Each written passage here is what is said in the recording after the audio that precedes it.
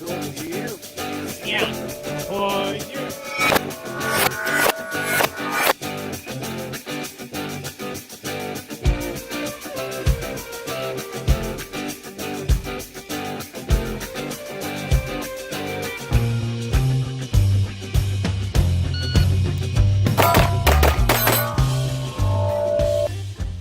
Hey YouTube, Bullets for Freedom and Liberty here. I am operating my camera phone off the new DJI Osmo, and I freaking love it.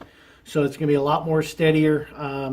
And I'm obviously back out here in the reloading room. Say hi to Kathy in the background. Sort of funny, one of the guys commented that I've got Hornady all set up with all 3 stages, and I've got Dylan in the back on the wall. So one of these days I'm going to pull the Dylan presses out once I get them all set up with the Mark 7s and see what's going on. But right now I'm doing a caliber conversion with the Hornady AP.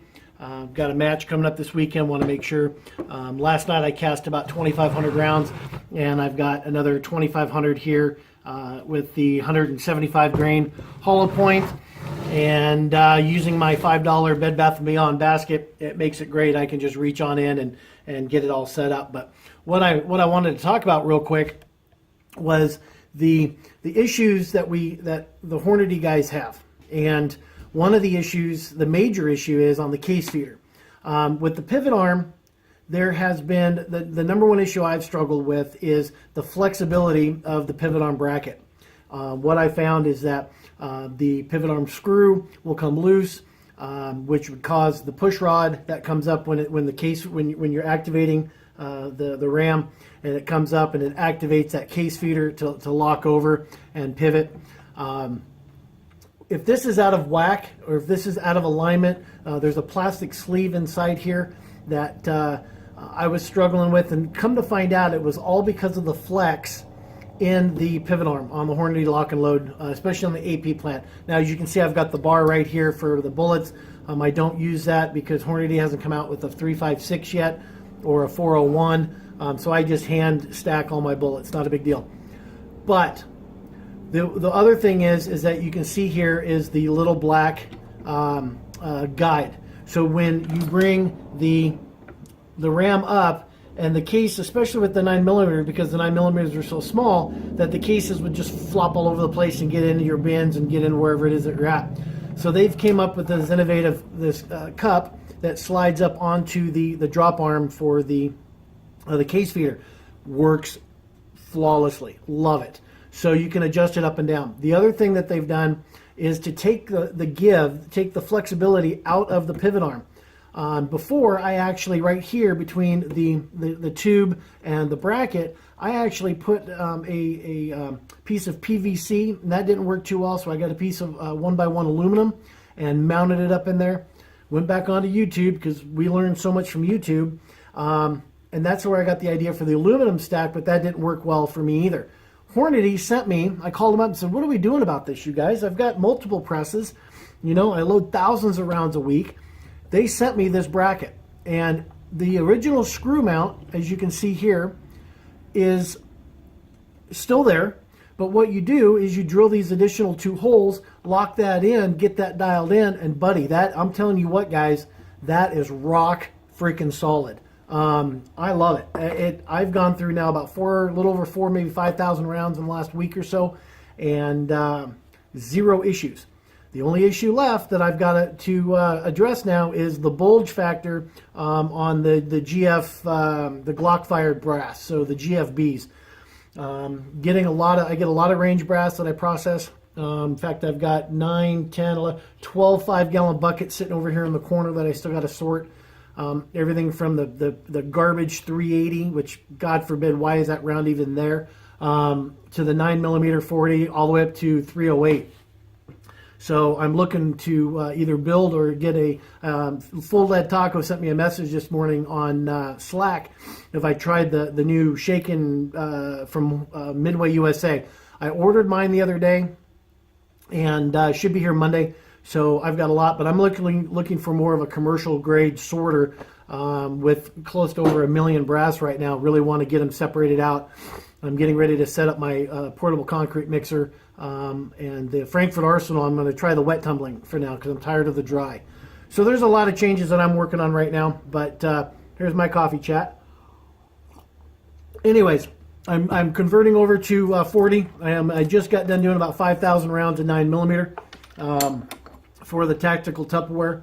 One thing that for the Hornady guys, when you do make, and I'll move this handle down off the single stage so you can see, bottom of the shell plates get pretty gummed up. So what we want to do is when you get some degreaser or clean that up, I take my little can of air. Most guys, a lot of crazy people huff this crap or whatever. Just do a nice quick blow job, a nice quick cleanup. And one thing that when you're cleaning this up, activate your, bring this up and bring back your primer feeder and make sure that that cavity is cleaned out real well. It's, because that's one thing, you'll get brass shavings or bits and pieces of powder. If you haven't taken, I can't zoom in on this, but you've got your detent balls here that allow it to move forward. What I've done is to eliminate the shaking of the powder was to take my Dremel tool and in the direction of travel notch out inside these pivot the divots or the detents. So what that does is allows it to have smoother operation. I get in there with my brush and just scrub it out, making sure, and I do this with every caliber change to make sure that it's clean and that I have no other additional debris that's in here because I like getting into a good cadence and I don't like this crap messing me up. So with the new bracket here from Hornady, shout out to Hornady for sending that to me. I really appreciate that, guys. The new bushing for the pivot push and the washer for here as well, and then with the case feed drop, I'm really looking forward to just years of successful reloading. I enjoy this style of reloading. I am looking at more of the automation on the side for our USPSA team so that we can actually crank out more and more ammunition for practice, because I want to spend more time shooting and less time actually reloading. As much as I enjoy the casting and whatnot, I really want to start focusing. I know a lot of the guys on the team want to start focusing on our shooting as well. So anyways, just setting up the 40 cal conversion and just making sure that everything's in place, greased up, lubed up, however you want to do it. But I'm really pleased with what Hornady's done. I'm really pleased with Mighty Armory. The Mighty Armory depriming die, I'm telling you what, guys, put that in your stage 1, and I've gone through well over 5,000 rounds with this, just simply because it doesn't break.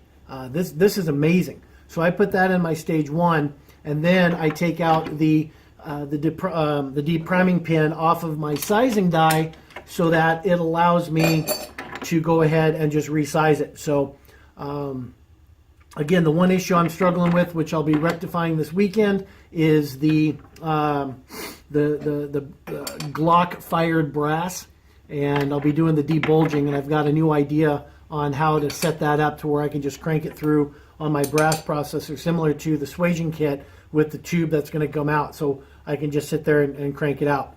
Automation would be nice. Automation is expensive, and the guys that are saying that I want to reload because you're on a budget, and next thing you know, we're not saving any money reloading, guys. That is a myth.